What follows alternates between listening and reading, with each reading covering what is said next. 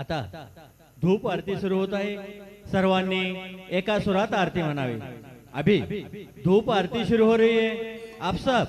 एक सुर में आरती गाइए। श्री सच्चिदानंद सद्गुरु साईनाथ महाराज की जय। आरती साई बाबा सौख्यदातार देवा चरण रजातले द्यावा दासा विसावा भक्ता विसावा। आरती साई बाबा जाळूने आनंद स्वस्वरूपे राहे दंग मोक्षो जनादावे निज डोळा श्रीरंग डोळा श्रीरंग। आरती साई बाबा जया मने जैसा भाव तया तैसा अनुभव दावी से दया घना ऐसे तुझे हे माव तुझे हे माव।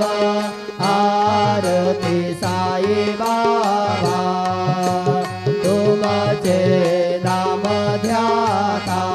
हरे संस्कृते व्यथा अगाध तव करणे मार्ग दावी से अदाथा दावी से अदाथा। आरती साई बाबा कलियुगे अवतार सगुण पर ब्रह्म साचार अवतीर्ण झाला से स्वामी दत्त दिगंबर दत्त दिगंबर। आरती साई बाबा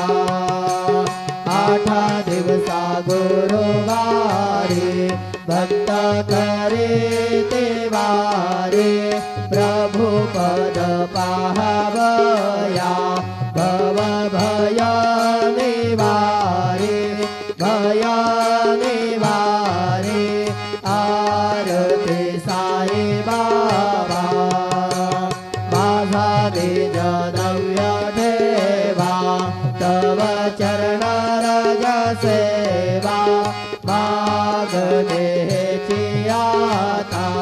तुम्हा देवाधिदेवा देवाधिदेवा।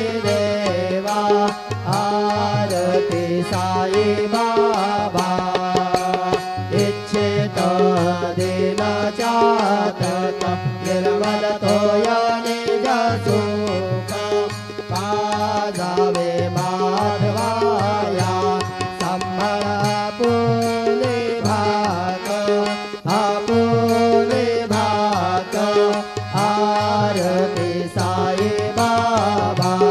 सौख्यदातार देवा चरण रजातले द्यावा दासा विसावा भक्ता विसावा। आरती साई बाबा शिर्डी माझे पंढरपूर साई बाबा रमावर बाबा रमावर साई बाबा रमावर। शुद्ध भक्ती चंद्रभागा भाव पुंडलिक जागा पुंडलिक जागा भाव पुंडलिक जागा। याहो याहो अवघे जन करू बाबांचे वंदन साई से वंदन करू बाबांचे वंदन।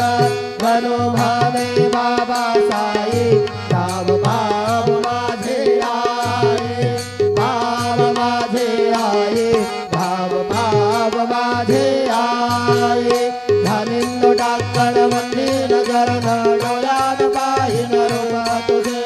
प्रेमे आलिंगन अनन्य पूजन भावे ओवाळीन म्हणे नाम त्वमेव माता पिता त्वमेव त्वमेव बंधु जनता त्वमेव त्वमेव विद्याकविरं त्वमेव त्वमेव सर्वं मम देवदेव कायेन वाचा मनसेन्द्रियेण वा बुद्ध्यात्मना वा प्रकृतिस्वभावं करोमि यद्यत् सकलं परस्मै नारायणायति समर्पयामि अच्युतं केशवं राम नारायणं कृष्णदामोदरं वासुदेवं हरि श्रीधरं माधवं गोपिकावल्लभं जानकीनायकं रामचन्द्रं भजे हरे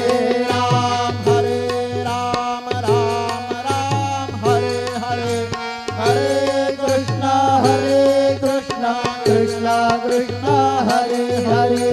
श्री गुरुदेव दत्त अनंता तुला ते कसे रे स्तवावे अनंता तुला ते कसे रे नमावे अनंता मुखांचा शिणे शेष गाता नमस्कार साष्टांग श्री साईनाथा स्मरावे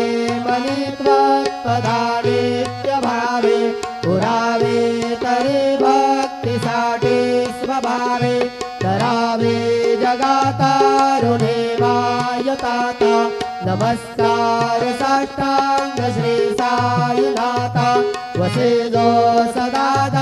भया संतलेला दिसयाज्ञ लोकां परिजो जमाला परे अंतरिज्ञान कैवल्य दाता नमस्कार साष्टांग श्री साईनाथा परालाधला जन्म महामानवाचा नरासार्थका साधने भूत साचा धरो साई प्रेमा गळाया अहंता नमस्कार साष्टांग श्री साईनाथा धरावे करी साधल्पत्य बाला करावे अमाधन्य जंबो निघाला मुखे घाल प्रेमे घराग्रास आता नमस्कार साष्टांग श्री साईनाथा सुरादेक जांजा पदावंदिताते शुकादेक जाते समानत्व देते प्रयागादितीर्थे पदे नम्र होता नमस्कार साष्टांग श्री साईनाथा तुझ्या ज्या पदा पाहता गोपबाले सदा रंगलेचे स्वरूपे मिळाले करे रास क्रीडा सवे कृष्णनाथा नमस्कार साष्टांग श्री साईनाथा तुला मागतो मागणे एक द्यावे करा जोडितो दीन अत्यंत भावे भवे मोहनीराज हातारियाता नमस्कार साष्टांग श्री साईनाथा ऐसा येगा साई दिगंबरा अक्षय रूप अवतारा सर्व हि व्यापक तो श्रुति सारा अनुसया त्रिकुमारा बाबा येवा काशे स्थान जप प्रतिदिवसे कोल्हापुर वीक्षेसे निर्मल नदी तुंगा जलप्राशे निद्रामाहुरदेशे ऐसा येवा ढोळे लोंबत सेवाम करे त्रिशूल डमरोधारे भक्तावरद सदा सुखकारे देशेन मुक्ते चारे ऐसा येवा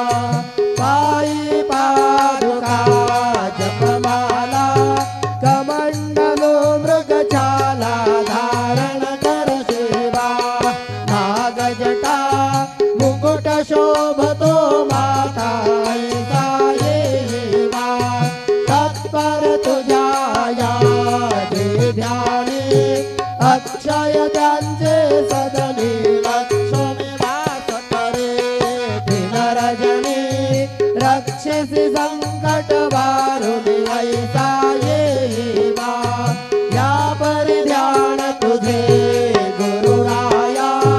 दृश्य करे नयनाया पूर्णानंद सुखे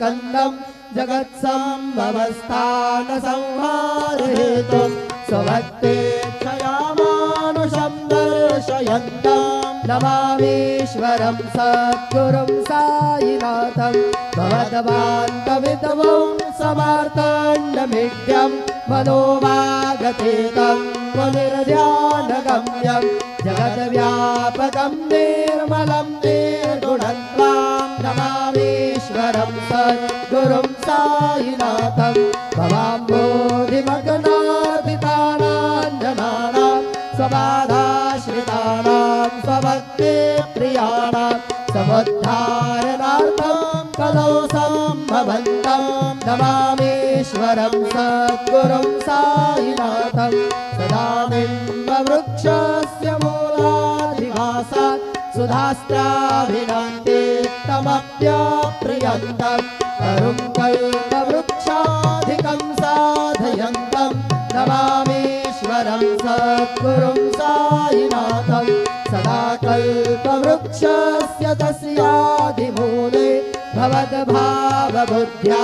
सवर्याधिसेवा नृणां कुर्वतां मुक्तिप्रदन्तं नमामीश्वरं सद्गुरुं साईनाथम् अनेकाश्रुतातर्क्यलीलाविलासे समावेशकृतेशानभास्वत्प्रभावम् अहं भावहीनं प्रसन्नात्मभावं नमामीश्वरं सद्गुरुं साईनाथं सदां विश्रमाराममेवाभिरामं सदा सज्जनैः संस्तुतं सन्नवद्धे जनामोदनं भक्तभजनप्रदन्तं नमामीश्वरं सद्गुरुं साईनाथं अजन्माद्यमेकं परब्रह्म साक्षात् स्वयं सम्भवं राममेवावतीर्णं भवद्दर्शनात् सम्पुनीतात् प्रभोऽहं नमामीश्वरं सद्गुरुं साईनाथं श्री साईश कृपानिधे किल नृणां सर्वार्थसिद्धप्रद युष्मत्पादरज प्रभावमतुलं धातापि वक्ता क्षमः सदभक्त्या शरणं कृताञ्जलिपुट सम्प्रापितोऽस्मि प्रभो श्रीमत्साई परेश पादकमला नान्यच्छरण्यं मम साई रूपधर राघवोत्तम भक्तकाम विबुधद्रुमं प्रभो माययोपहत चित्तशुद्धये चिन्तयाम्यहर्निशं मुदा शरत्सुधाशो प्रतिमं प्रकाश कृपापात्रं तव साईनाथ त्वदीयपादाब्जसमाश्रितानां स्वच्छायया तापमपाकरोतु उपासनादैवत साईनाथ स्तवैर्मयोपासनिना सुतस्त्वं रमेन्मनोन्मे तव पादयुगमे भृङ्गो यथाब्जे मकरन्दलुब्धः अनेकजन्मार्जितपापसंशयो भवेद्भवत्पादसरोजदर्शनात् क्षमस्व सर्वानपराधपुञ्जकान् प्रसीद साई सद्गुरो दयानिधे श्री साईनाथ चरणामृतबोध चित्तास्तत्पादसेवनरता सददञ्ज भक्त्या संसारजन्य दुरितो धवनीर्गतास्ते कैवल्यधाम परमां समवाप्नुवन्ते स्तोत्रमेतत्पठेद् भक्त्या यो नरस्तन्मनः सदा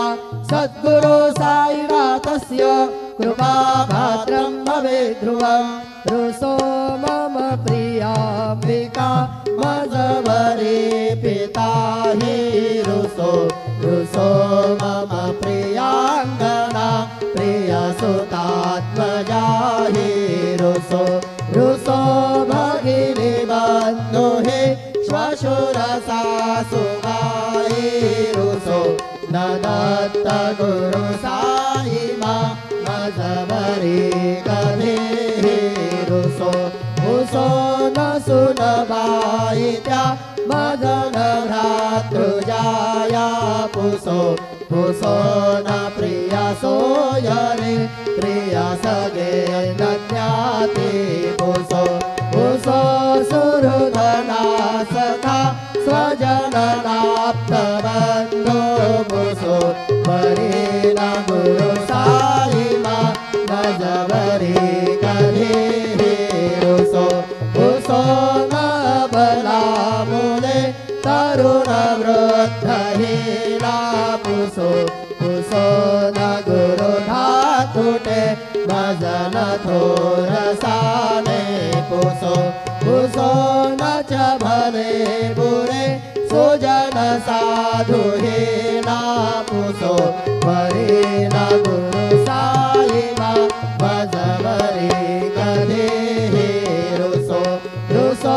चतुर तत्त्वविद् विबुध प्राज्ञ ज्ञानी रुसो रुसो हि विदुषी स्त्रिया कुशल पंडिता हि रुसो रुसो महीपति यते भजकतापसे हि रुसो ददत्त गुरु साई मां भजवरे कधे रुसो रुसो कवि ऋषि मुनि अनघ सिद्ध योगी रुसो रुसो हि गृह देवता निकुल ग्राम देवी रुसो रुसो खल पिशाच हि मलिन डाकिनी हि रुसो ददत्त गुरु साई मां भजवरे कधे रुसो रुसो मृग खग द्रुमि अखिल जीव जन्तु रुसो रुसो विटप प्रस्तरा अचल आपदाब्धि रुसो रुसो कपवनाग्निवार अवनि पञ्चतत्त्वे रुसो ददत्त गुरु साई मां भजवरे कधे रुसो रुसो विमल किन्नरा अमल यक्षिणी रुसो रुसो शशि खगादिः गगनितारका हि रुसो रुसो अमर राज हि अदय धर्मराजा रुसो ददत्त गुरु साई मां भजवरे कधे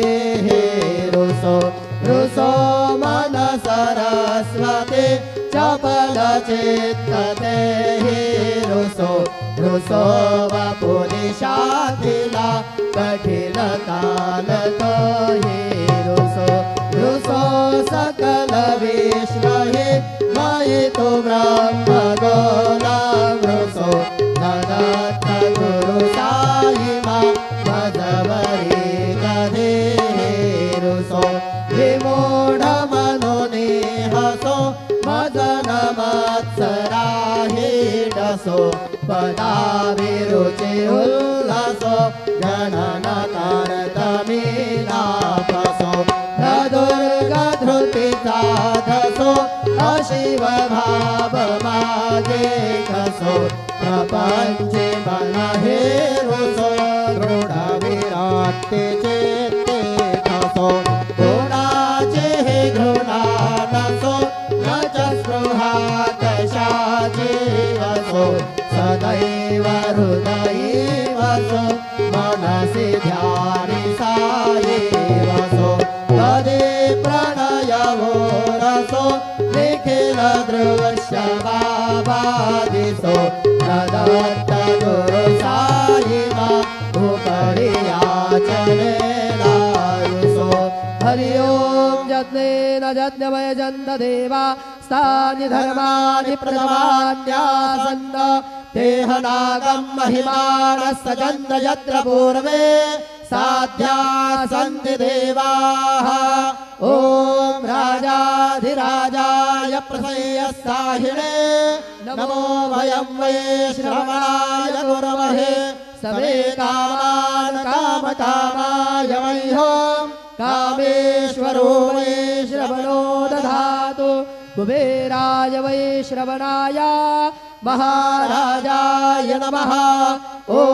स्वस्ति साम्राज्यं भोज्यं स्वराज्यं वैराज्यं धारमेष्ट्यं राज्यं महाराज्यमाधिपत्यमयं सम्बन्धपरयाः ईश्यात् सार्वभौमः सार्वयुषान्दाता परार्धात् पृथिव्यै समुद्रपर्यन्ताय एकराळितदप्येष श्लोकोऽभिगीतो मरुतः परमेष्टारो मरुतस्यावसङ्गृहे आवीक्षितस्य कामप्रे विषवे देवास्तभासदयति श्रीनारायण वासुदेवाय सच्चिदानन्द सद्गुरु साईनाथ महाराज की जय। करचरण कृतं वा कायजं कर्मजं वा श्रवणनयनजं वा मानसं वापराधं विहितमविदितं वा सर्वमेतत्क्षमस्व। जय जय करुणाब्धे श्री प्रभो साईनाथ श्री सच्चिदानंद सद्गुरु साईनाथ महाराज की जय।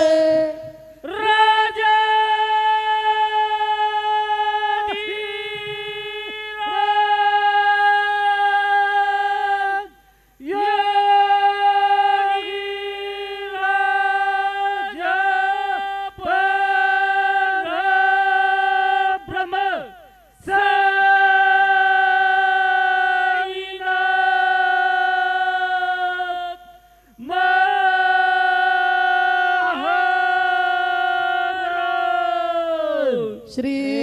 सच्चिदानंद सद्गुरु साईनाथ महाराज की जय।